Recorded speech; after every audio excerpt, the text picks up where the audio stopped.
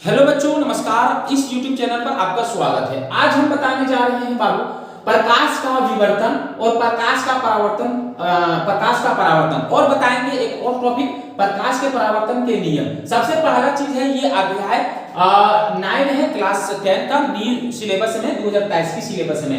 अध्याय 10 था पहले वाली सिलेबस में, अभी अध्याय 9 बना है। इसमें से बहुत ही वीवीआई क्वेश्चन है प्रकाश का विवर्तन और बहुत ही वीवीआई है आपका प्रकाश का परावर्तन और बहुत ही वीवीआई है प्रकाश के परावर्तन के नियम। आज हमने तीनों टॉपिक को डिफाइन करेंगे। इससे पहले हमने बहुत सारी चीजों पर चर्चा किए थे। ये तीसरा नंबर क्लास है आज की आपका, और पहला दूसरा क्लास आपके बीच में हो चुकी है। प्रकाश बहुत सारी चीजें बताएंगे हैं, बहुत सारे वीवीआई क्वेश्चन बताएंगे उसमें। यदि आप नहीं देखे हैं तो इस चैनल के प्ले लिस्ट में आपको मिल जाएगा, वहां से आप देख सकते हैं। चलते हैं, सबसे पहला चीज है प्रकाश का विवर्तन क्या है। प्रकाश का विवर्तन के बारे में हम लोग जानेंगे, प्रकाश का विवर्तन समझ लेंगे। प्रकाश आप जानते हैं, हम बता चुके हैं, प्रकाश एक सरल रेखीय पथ से गुजरती है। किससे गुजरती है? सरल रेखीय पथ से, यानी प्रकाश एक सीधी रेखा में गुजरती है। और यदि उस सीधी रेखा में कोई अत्यंत छोटी अपारदर्शी पदार्थ आ जाए, अत्यंत छोटी कहने का मतलब है कि एक चाकू की नोक जो होती है, चाकू की जो धार होती है, उतनी छोटी यदि अपारदर्शी पदार्थ उस प्रकाश के रेखा पथ पर आ जाए तो उसके किनारों पर टकराकर प्रकाश अपनी दिशा को हल्की बदल लेती है, हल्की सी बदल लेती है, प्रवृत्ति करती है। बदलना हम लोग नहीं बता सकते बदलना, लेकिन प्रवृत्ति करती, बदलने जैसी लगती है। तो इस घटना को, इस क्रिया को हम कहते हैं प्रकाश का विवर्तन। तो सबसे पहला चीज है प्रकाश का विवर्तन को हम लोग देखते हैं कि प्रकाश का विवर्तन किसे कहते हैं।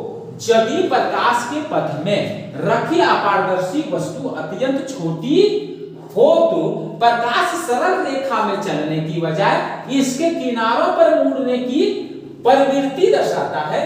इस घटना को प्रकाश का विवर्तन कहते हैं। यही प्रकाश की विवर्तन के कारण हवाई जहाज जो आसमान में उड़ती है, हाईली ऊंचाई पर जाती है तो उसकी परछाई नजर नहीं आती है। किसके कारण? प्रकाश के विवर्तन के कारण।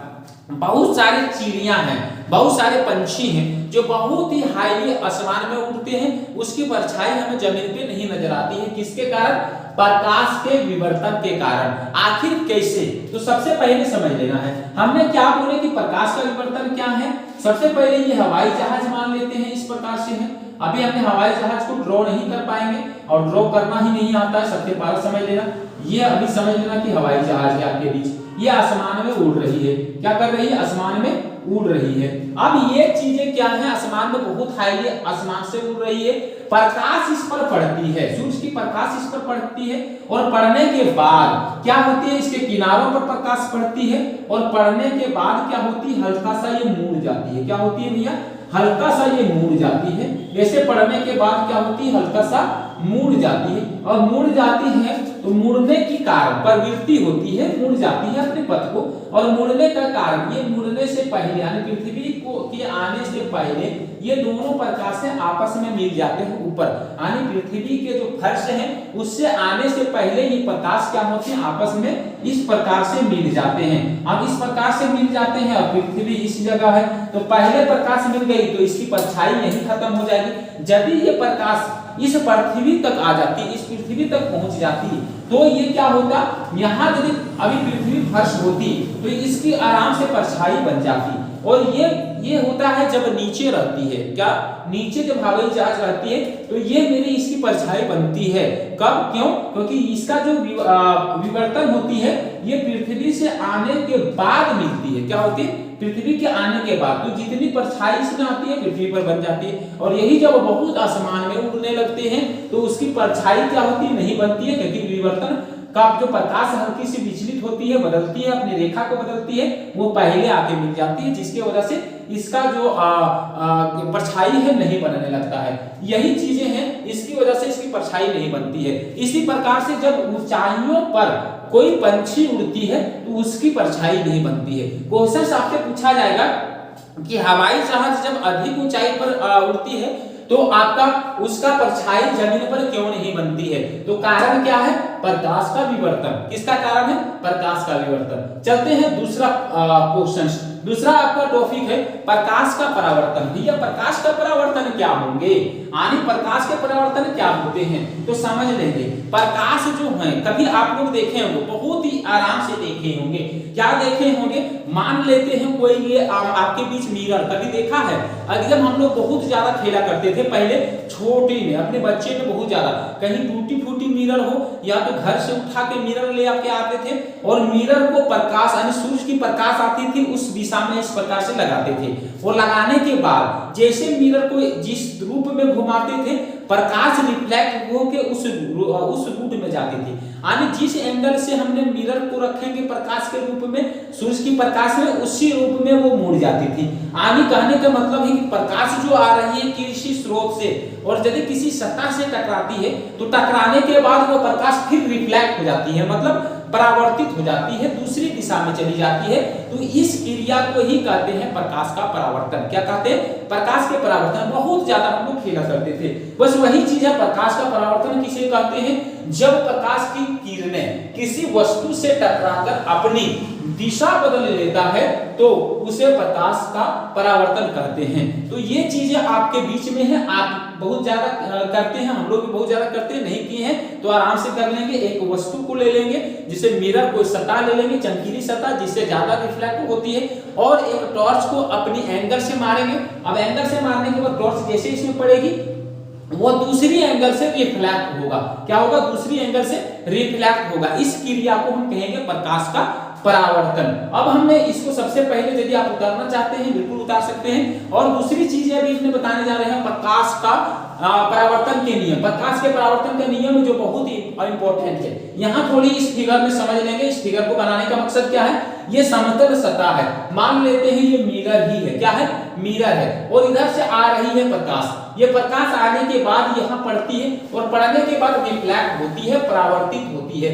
आज दूसरी प्रकाश इस प्रकार से आ रही है, रिफ्लेक्ट हो रही, तीसरी प्रकाश आ रही है, रिफ्लेक्ट हो रही, चौथी प्रकाश आ रही, रिफ्लेक्ट हो रही। मतलब चौथी और पांचवी प्रकाश नहीं, वो प्रकाशें बहुत सारे आते हैं, प्रकाश पुंज आते हैं। क्या आते हैं, प्रकाश पुंज आते हैं और वो किसी सतह से टकराते हैं, टकराने के बाद वो रिफ्लेक्ट होते हैं। इस क्रिया को ही कहते हैं प्रकाश का परावर्तन। ये कब होती है, ये जिस एंगल से आती है उस एंगल से कब जाती है, जब सतह समतल हो। सतह समतल हो तो ये एक ही जिस एंगल से रखेगी वस्तु उसी एंगल से ये रिफ्लेक्ट करेगा।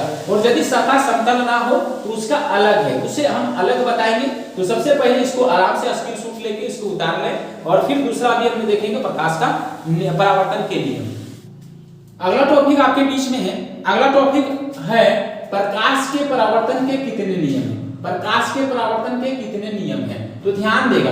प्रकाश के परावर्तन के दो नियम हैं। कितने नियम हैं, दो नियम। भैया प्रकाश के परावर्तन के दो नियम हैं तो कौन कौन से हैं, तो प्रकाश के परावर्तन के दो नियम। पहला बात है, इस फिगर को बढ़िया से गौर करके देख लेना। इस फिगर में क्या है, एक परावर्तक पृष्ठ है, परावर्तक सतह है। परावर्तक सतह ये चीजें हैं, इस पर एक आपतित किरण आ रही है, किसी स्रोत से किरण आ रही है और ये रिफ्लेक्ट कर रही है, मतलब परावर्तित हो रही है, मुड़ रही है। जिस एंगल से आ रही है भैया उसी एंगल से क्या हो रही है, मुड़ रही है। तो इसे हम कहते हैं मुड़ने वाली किरण को परावर्तित किरण।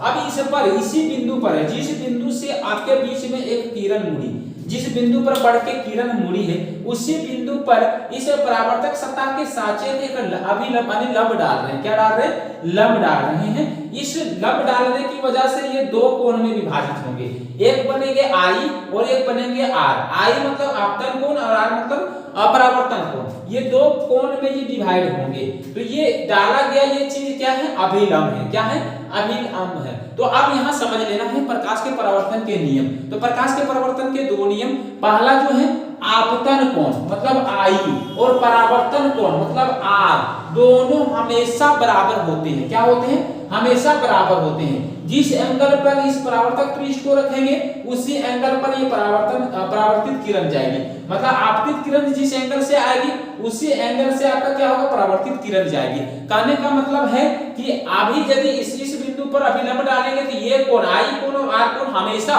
क्या होंगे, बराबर होंगे। अब मेरे बीच में आती है दूसरा नियम। पहला नियम आपतन कोण और परावर्तन कोण क्या होंगे, बराबर होंगे। दूसरा नियम में बोलता है आपतित किरण, मतलब ये आपतित किरण और परावर्तित किरण, जो परावर्तित हुई किरण इस सतह से टकरा के और इस पर डाला गया अभिलंब तीनों क्या होंगे, एक ही बिंदु पर होंगे। कौन सा बिंदु पर, आपतन बिंदु पर होंगे। तीनों एक ही सतह पर होंगे। किस सतह पर होंगे, परावर्तक सतह पर होंगे। परावर्तक सतह के एक ही बिंदु पर होंगे। तो दूसरा नियम में होता है आपतित किरण, परावर्तित किरण तथा आपतन बिंदु पर डाला गया अभिलंब तीनों एक ही तल पे होता है। तीनों कहां होता है, एक ही तल में होता है। ये है परावर्तन के नियम। अब समझ लेना थोड़ी सी बात है। आई यहां पर जहां पे आई क्या है बाबू, आई का मतलब क्या होती है, आई का मतलब होता है आपतन कोण। क्या होती है, आपतन कोण। आई का मतलब होता है आपतन कोण और आर का मतलब होती है परावर्तन कोण। कौन सा कोण, परावर्तन कोण। आपतन कोण, आई का मतलब आपतन कोण और आर का मतलब परावर्तन कोण। वो यहाँ आया है, वो का मतलब क्या होंगे, तो वो का मतलब होगा आपतन बिंदु। कौन सा बिंदु, आपतन बिंदु। वो का मतलब आपतन बिंदु। आने वाली किरण आपतित किरण, आने की इस परावर्तक सतह पर पड़ने वाली किरण को आपतित किरण, परावर्तक सतह से पड़ने के बाद जो मुड़ जाती है मुड़ने वाली किरण को परावर्तित किरण और इस परावर्तक सतह के आपतन बिंदु पर डाले गए अभिलंब, मतलब इस सतह के सापेक्ष आपतन बिंदु पर डाले गए लंब को अभिलंब कहते हैं। और आई मतलब आपतन कोण, आपतन कोण का मतलब आपतित किरण और अभिलंब के बीच बनने वाले कोण को आपतन कोण और परावर्तित किरण और अभिलंब के बीच बनने वाले कोण को परावर्तन कोण। इस प्रकार से ये आपतन यानी कि प्रकाश के परावर्तन के नियम हैं। अभी हम लोग जानेंगे आपतित किरण क्या है, परावर्तित किरण क्या है, आपतन बिंदु क्या है, फिर अभिलंब क्या है, आपतन कोण क्या है, परावर्तन कोण क्या है और परावर्तक सतह क्या है। इस चीजों पर डिफाइन करेंगे और इस चीजों का परिभाषा जानेंगे। तो आज की क्लास हम यहीं समाप्त करते हैं। कल फिर मिलेंगे इस टॉपिक की और जो बहुत ही इंपॉर्टेंट है आपके बीच में। तो आज हम आपसे विदा लेते हैं। थैंक वेरी मच मेरी इस चैनल पर बने रहने के लिए।